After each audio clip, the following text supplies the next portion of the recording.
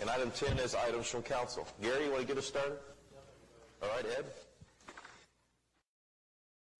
The second is I'm very worried about the city council elections that are coming up about a year from now in Ward 1, Ward 3, Ward 4, Ward 7.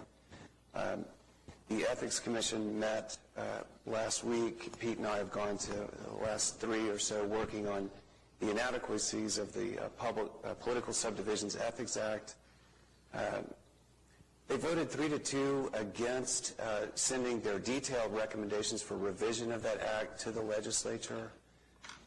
Even after, in all those meetings, and especially last week, pointing out the tremendous inadequacies of the act, that it is does not cover all of today's events. District Attorney Prater spoke. He made clear that it's unenforceable, it's unworkable, it's vague. He only has like a paragraph to guide him. It's unconstitutional.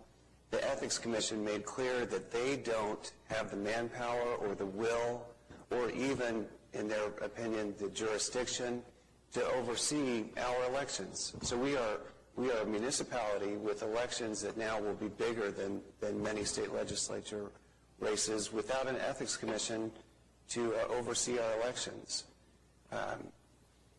Political consultants spoke. They have to be licking their chops, looking at our upcoming elections. They were very cynical, in my opinion, arguing that if we have to have disclosure, it will discourage good candidates from running. And then Pete spoke, and I wish it would have been videotaped. I wish the rest of the council could have seen him speak. It was chilling, and it was powerful. And for someone who's been involved in elections since the 70s, I think he's uniquely qualified to have the 30,000-foot big picture view that really this was our last chance to preserve the system as we have it. I think our democracy is slipping away. Our elections last April were unique only because it was the first. Now it's clear, in 2000 it'll be clear that all this money is coming into all these elections at all levels of government across the country. There won't be anything unique about that anymore. What's unique about Oklahoma City and where we're vulnerable is just that we have no ethics commission overseeing our elections. We have no enforcement. We had 12 entities that participated in the elections. They didn't even file with Francis. And now, as we've picked apart, we shot and we missed, we've picked apart the Political Subdivisions Ethics Act. Everybody knows it's completely inadequate. Everybody knows there's no enforcement. And everybody knows they can do whatever they want next year. And they can, never mind disclosure, they don't even have to file with Francis. And there will be no consequence. So I would hope that we as a group could maybe vet this and try and work towards other solutions. I don't know what those would be. Pete has some ideas, but we have to do something, or else I think those elections a year from now will be chaotic. This meeting is going to follow the rule of all city council meetings, that the meeting expands to fill up the time that we have this morning. So I'm going to take some of the time myself. The other thing is to follow up on what Councilman Shadid said about the Ethics Commission. In the past, our own reporting requirement has required us to divulge both the name and the amount of money contributed for campaigns, and I think it's worked very well in the past. Citizens United has said that is the new standard, and it says that it takes the limits off really with regard to money, and it does not require doesn't require disclosure, but says disclosure is possible if organizations will implement it.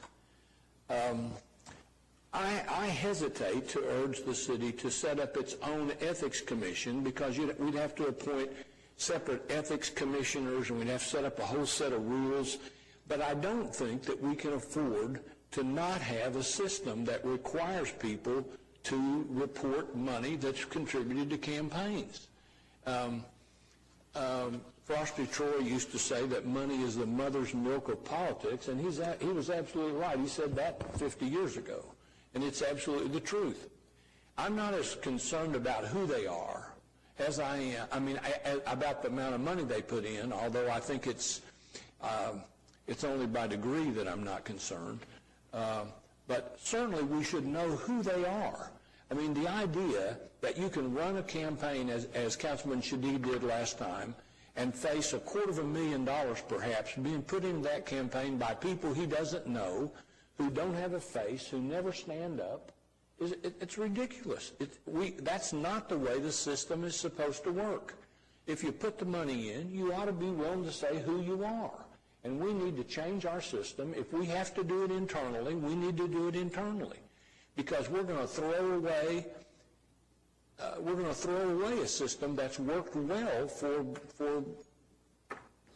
in my knowledge, it's worked well for the last 50 years at least. I've had personal experience with it in Oklahoma City for over 30 years, and it worked well. And the idea that we just throw that away and go to a system that's totally unregulated is beyond me. The only thing that's regulated now is some individual, one of these people that's sitting out here today. If they put money in, they have to give us their name, they have to give us their address, they have to tell us how much, and it goes on our campaign report if it comes to me. But if it comes to a fund set up on behalf of whomever might be my opponent, they could dump any amount of money into that, say anything they want to. I don't know who they are. I don't know how much money was put in. It's ridiculous. It's not the American system as we know it. I don't want anyone to think that I'm urging that we form our own ethics commission at this point, because I think that's going to be very, very difficult. But I would like to ask that we set up some kind of a group within this to perhaps, I think Norman has their own ethics commission.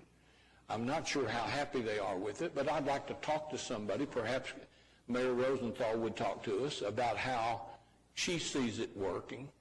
But some way, I think the Citizens United case gives us the ability to ask for the names of people, and it also gives us the ability to put in place sanctions and financial. I think the idea that you have criminal sanctions for election contribution violations, the Federal Election Commission got rid of those a long time ago.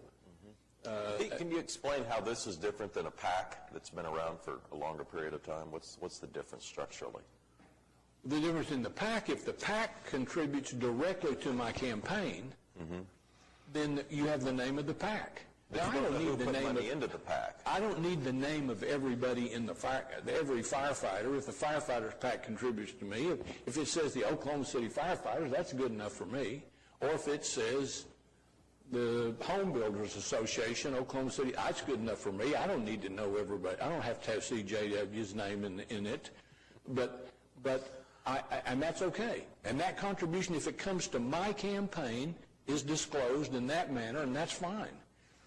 But if the contribution comes in the form of services that never comes to my campaign, and we indulge in this fiction that there's no connection between the two, me and that other entity. Now, I'm not saying that anybody that was involved in the last election had any direct association, but there wasn't any question. When you looked at the materials, there was a connection between the candidate and the message, because they were storming, they were bludgeoning those that they opposed. So to me, it's a fiction to say there's nothing. A candidate could stand up and say, don't do it, but even that would only satisfy the candidate's attitude about that it's wrong. That wouldn't stop anyone from doing it, and it has no legal impact at all. If you give the money to that separate entity, as in the last election, the entities were formed by a corporation was formed, money was contributed to that corporation, another corporation was formed that the money was then contributed to, that new corporation then did all the damage, and then it disbands or just refuses to file. So nobody knows who put the money up originally. So Nobody it's knows. created solely for that round of campaigns. For that, And that's somehow different than a PAC, even though they're both anonymous. This just seems... No, they're not. No, they're not both. They're not anonymous in nearly the same way. Well, they're anonymous to the individual contributors. Your Honor, may I, and I don't mean to